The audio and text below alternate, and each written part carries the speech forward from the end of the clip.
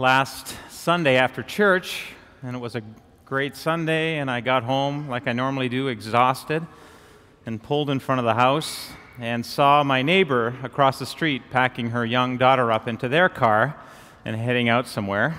And all I wanted to do was go into the house and have a coffee or a tea and relax and kick up and not talk to anybody anymore. No offense intended. But I knew that I had to talk to her and that that would be a good thing. And we had talked before, and she's a good friend. So I walked over and I asked her how things were going and got a 45-minute answer about how things are going. We had talked previously about some struggles in a marriage and in a relationship and things being quite broken there. And for the first time, she really opened up about how severe that was and how she had been trying for so long to try to remedy it with this and this and this, and every time, no response, no interest in making something of this. And the question comes up, where do you draw the line? Where do you stop? And when do you stop trying? And so my heart's breaking as she's sharing that with me over the top of her car. And finally, after about 35 minutes, I said, I just hear this. And she had been going on and on about, how do you know definitively? Like, if I add up all the facts, it's done. But how do you know? And I said, from God. If God could give you a sign and let you know, and gives you an answer to your prayers, then that would be what you need to finally make a decision here. She says, I have been praying all day long for weeks to God for an answer about what to do with my relationship. And then I said, I feel like praying for you right now. And she's not really a church-going type. She goes, that would be good. And so there over the top of the roof of her car, just up the street from my house, on a beautiful sunny afternoon, these two people praying and bawling before God, trying to find some kind of an answer to her prayers. And the truth is, I still don't know how she's going to definitively know what an answer from God would look like, or if she'll ever know 100% and be able to act on that. Prayer is such a mystery in that way, and such an act of faith, active faith. It's a mystery in terms of what answered prayer looks like. Surely it's not just about getting what you want from God, like God is some kind of a vending machine. Press A5, put in these prayers, and out pops whatever you ask for.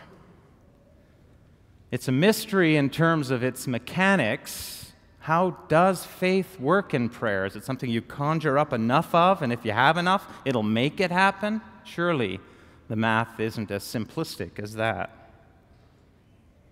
And it's also, probably most perplexingly, a mystery when it goes unanswered prayer. When the marriage never gets better. When your loved one dies way too prematurely of an illness or an accident.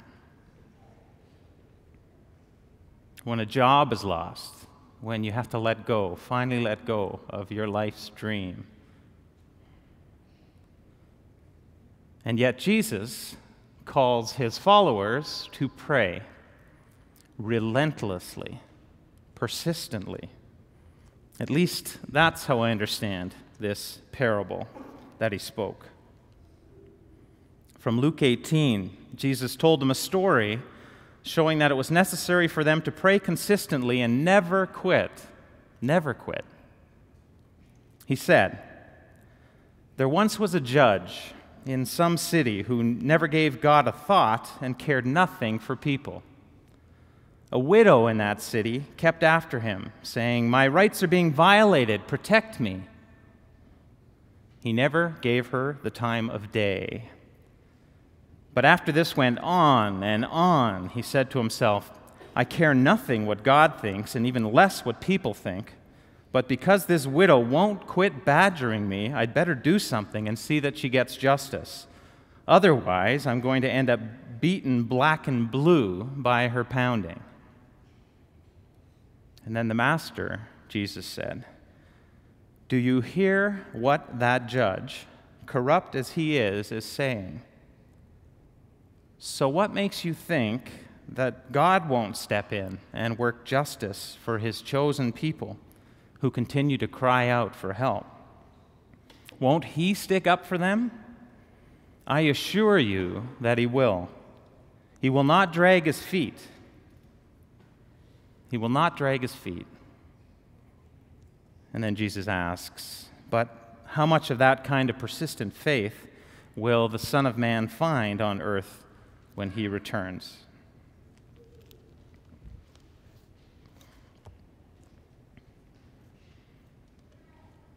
Why, Jesus? Why persist?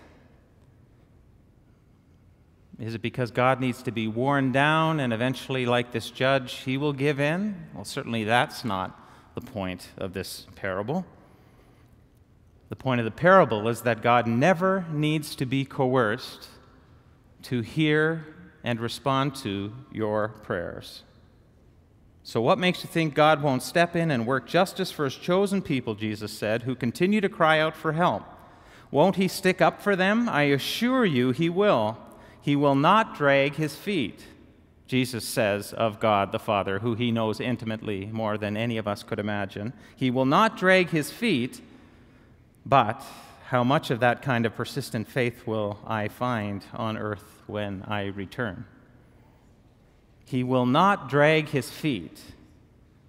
And yet, in the same parable, Christ is calling us to be persistent in our prayer. How do those two fit together? Why would we ever have to persist in approaching God in prayer and never quit if God is a God who never drags his feet? It seems totally illogical. But it's illogical because of a bias or a worldview that you, and maybe I, certainly have, that defines an answer to prayer in a certain way. It depends how you define what Jesus calls working justice for his chosen people. I think God always does that. Always works for our best, but often, and maybe many times, it doesn't look or feel like anything we think it should. And it's never fits our sense of timing. I tell you the truth, Jesus said. If you have faith as small as a mustard seed, you can say to this mountain, move from here to there, and it will move. Nothing will be impossible for you. Ask, and it will be given to you. Seek, and you will find. Knock, and the door will be opened to you. For everyone who asks receives. She who seeks finds, and to her who knocks, the door will be opened. You may ask for anything in my name, Jesus said, and I will do it, he says. Anything. In my name. Important caveat. In my name means, I discovered this week, in my character, in my sense of who I am. Ask of God in the way that I would ask of God the Father, and all of these things will be true. A nation of words I can put on the back of a postcard.